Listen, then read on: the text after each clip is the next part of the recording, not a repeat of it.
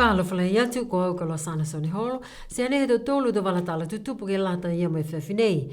Whakamua ko whakailoa he palemia ke whono ke pule he whaitapu ka mole, e mana ki anga ke whakahoko i wilianga lahi e motu ke mahina iuni he tau fō.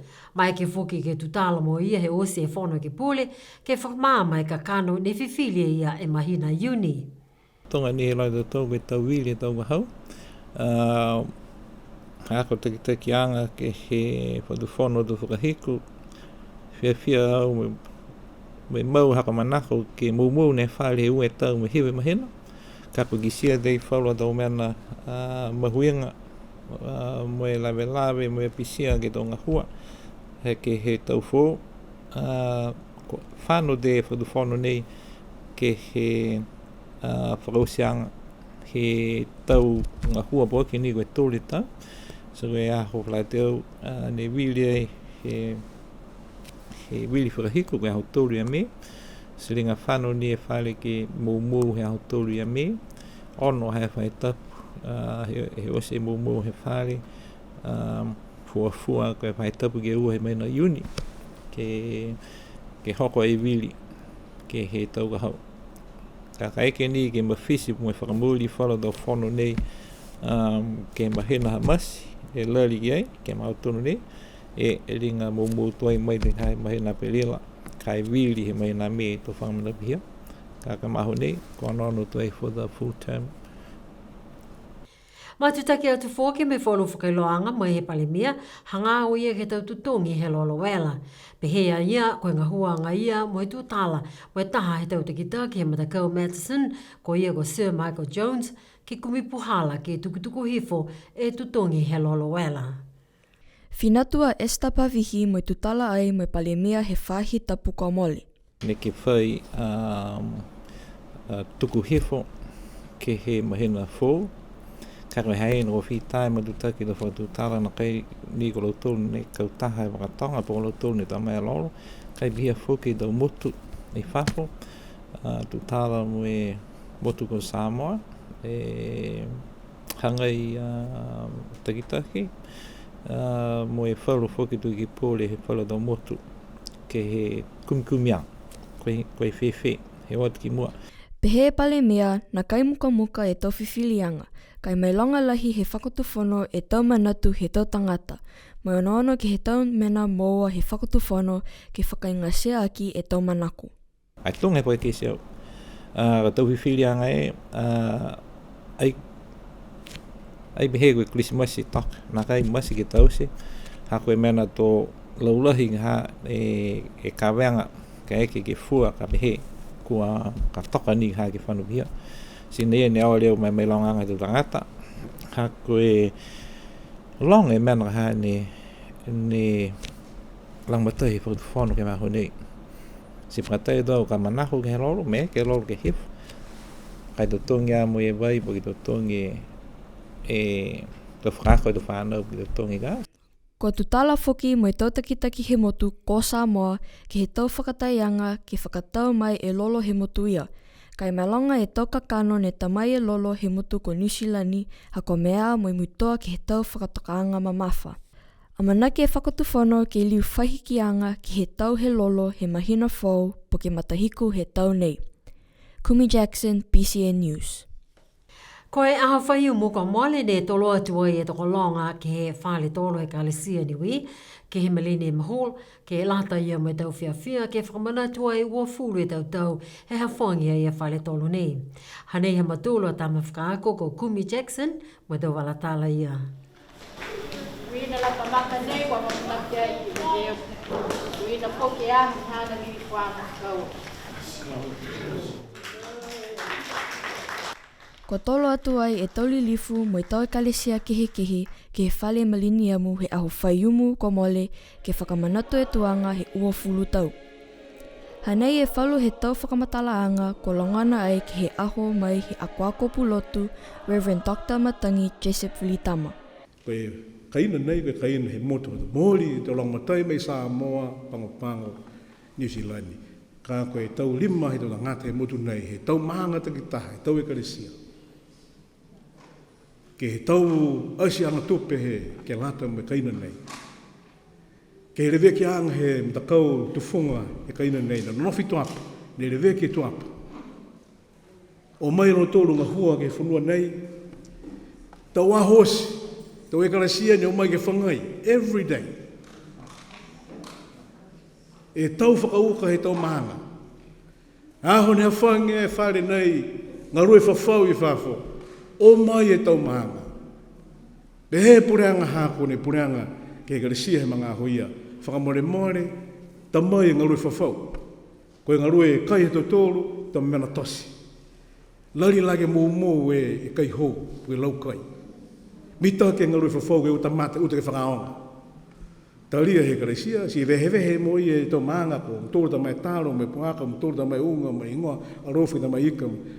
Hoko ke aho ia, whātai tau ngā rue e tau lau kai, ai mui tua e tau maanga ke he puaki.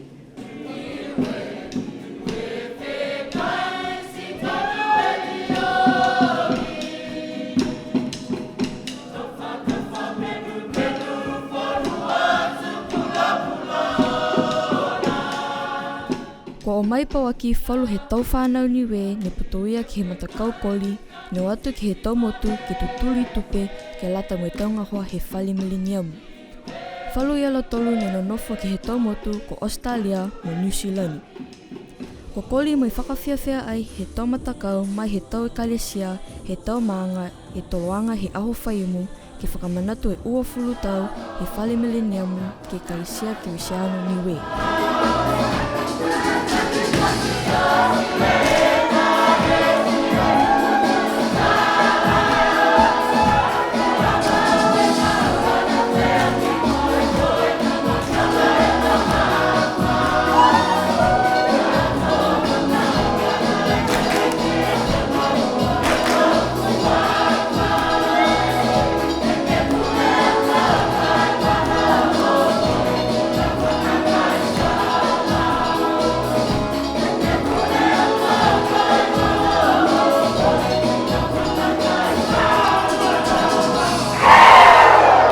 Kumi Jackson, BCN News.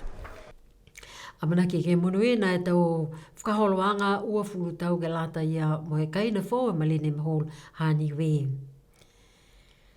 Tokolonga e tau makoloa he motu ne o atua I ke he taha whono mo e palemia mo e tau ikipole mo e tau te kita ke he whakatu whono he awhia filotu he whaata puka mole hanga o ia ke he whakafua hanga e whalekoloa ko Swanson Supermarket ke taha makoloa mo he motu ko fisi. Ko longana I e tau manatu mai he lautolu e tau makoloa he motu tokolonga I lautolu ne pehe ke he whakatu whono ke ua whakafua ange e whalekoloa nei ke he makoloa mai he tau mutu kehe. Haneia esta bawehi mo e tau walatala ia. Tokalonga kua nāka Italia ke he whakafuanga he whalekoloa nei ke he pisinisi mai he mutu kehe. Kua whakakisi manatu e tau maukoloa mo I pehe whalu. Koe anga mo e mahani mai he tau mamatua he wahaia ke aua whakatā e tau tangata initia mo tau tangata saina ke whakatū pisinisi ke he motu. Kua whakamāma he hukui tohi kupula he whakatu whono ko Gayleen Tasmania e puhala ne tau se whakatu whono ke he ana tau whiwhilianga. Kua whakatū e taha komisi ke haka ke he tohi ole mo e puhala atu e tau pulanga ke he whono I ki pule. Kai koe komisi nei nāka I whaitangata pisinisi ki loto koe tau ofisa whakatu whono ni.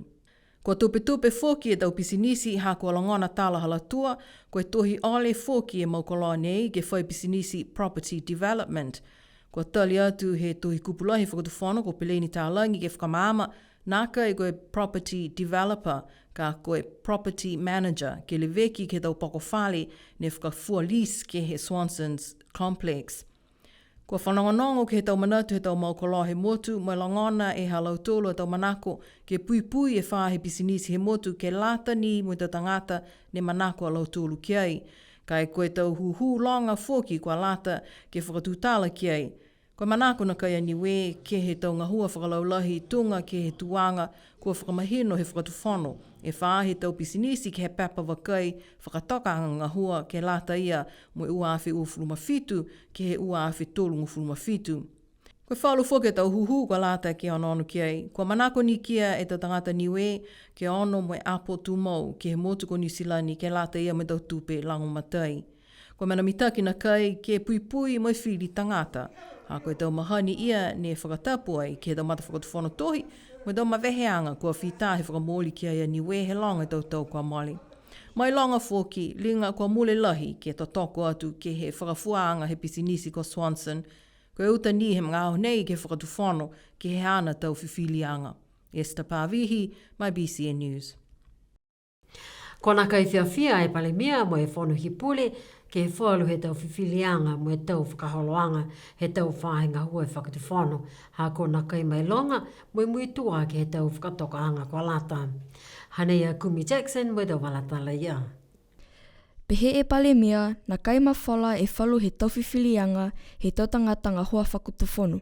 Mo e tau whahinga hua mo e manakoa ia ke whakamanatu ke lo tolu e kakano ke he whakaholoanga ngā hua he wha e ahu. Koe whamanatu au he tau tātanga hua whakatuwhono. Koe hau whaere na hei tau siang ke lata e mo e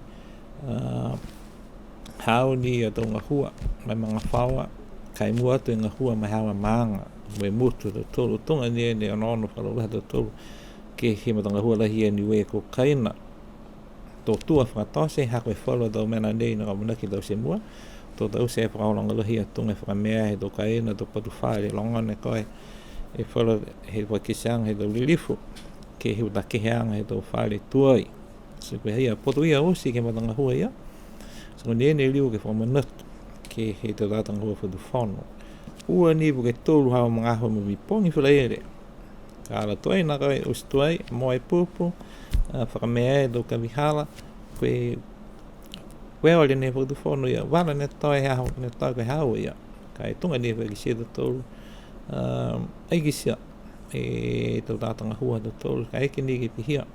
Kai manatu ke whakakesi, ke mautau nei, koe hoko me e nuali, kua hai ko fita he ngā hua gai whakatuwhono e lata me whaura tau hiki ki anga whakalolahi. That's reform. E kamata mai from the Public Service Commission, the Secretariat, ka kamata anga ia, ko hai e whoke purotu no manaki ke liu mai, ke lata e mo e whakaholoanga ia. Kua mole te ngā hone pai tu tala ni i loe do mena kai ai tause. So e pihe e matanga walahi no nonu ke. Mai longa foki ki he palimia e whalu he tau whiwhilianga ke no e tau motoka mai he tau maukoloa ke whakaonga he tau whahinga hua. Ka kisia ki ai kua whakahanoa lahi mai no whalu ki he molea e ua po ke tolu e tau. Mai na kai muitoa ki he tau whakatokaanga he whahinga hua tanaki tupe. Long e tau meana ni tau se he tau ofisa me tu whahinga hua. Ni nā kai moa ha whakamulianga po ki loanga he whono iki pole. Tupe ke kisianga ia. Tunga benga hako tausi nei lau tolu, ke lau tolu a tau whiwhilianga. Ka koe ti mui tua lau tolu ke he tau whakatoka hua ke lata mo tau whanga mena pehenei. Si hai ai whoki e hako whakisianga ke angaanga ke whakaako ke lau tolu. Ko mutolu ni tamai noi do mlia mena kai whai whakamulianga. Ko mutolu ni ka hake to tongi. Hako mna ai whai ai mumui tua lau tolu ke tau whakatoka ke he mouang he tau koroa nei. Si tupi. Hako mai tua e ke mga hala whiawhia Krismasi mo e tau whou, ko ka mata whoki e taha whakaloanga, he whahenga hua leo ke whumanatu, ke he tau mahani kua lata ke lewe ke tau mumui, mo i pui e mawhalai motu.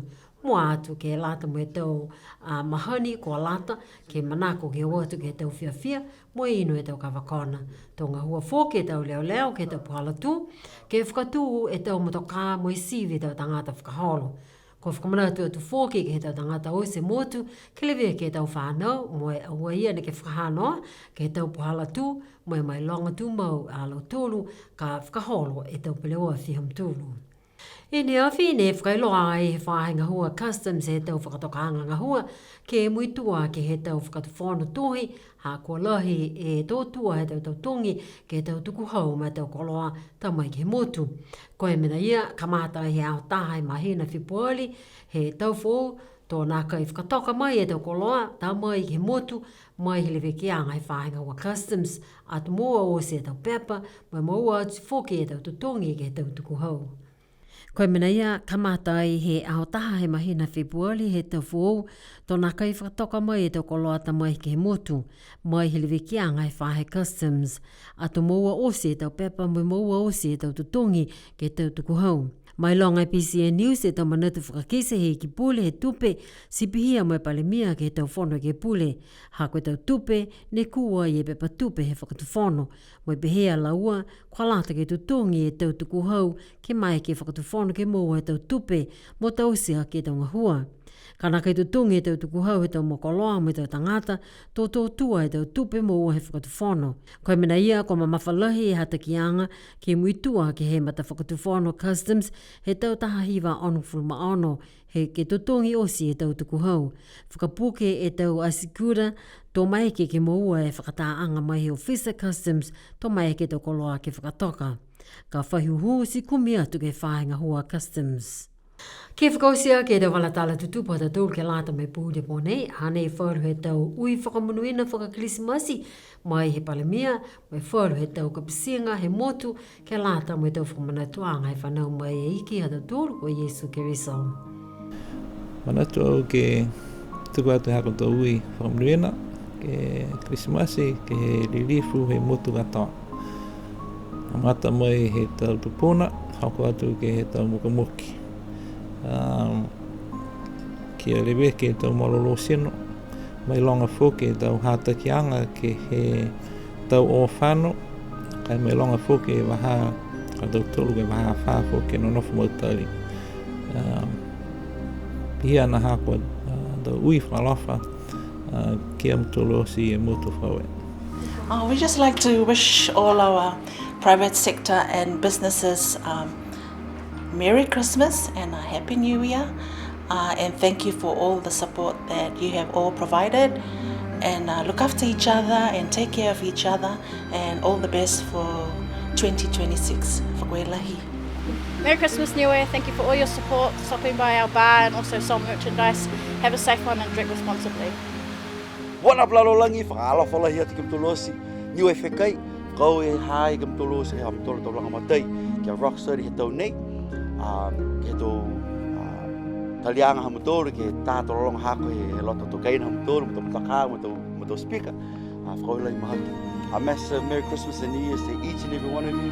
To Niue Whekai, to our Niue diaspora, wherever you are in the world. I'm so grateful for the support that you've given to myself at Rocksteady and the support to keeping our music going into the future. Yes, it's a new day and age for AI, but we want to make sure that our authenticity of our real voices still get produced and still get heard alongside the production of AI. So we're so grateful to BCN for always and Radio Sunshine for always playing our music. 30 my ever since. So a massive mahaki. So once again, Merry Christmas, Happy New Year. Chee-hoo!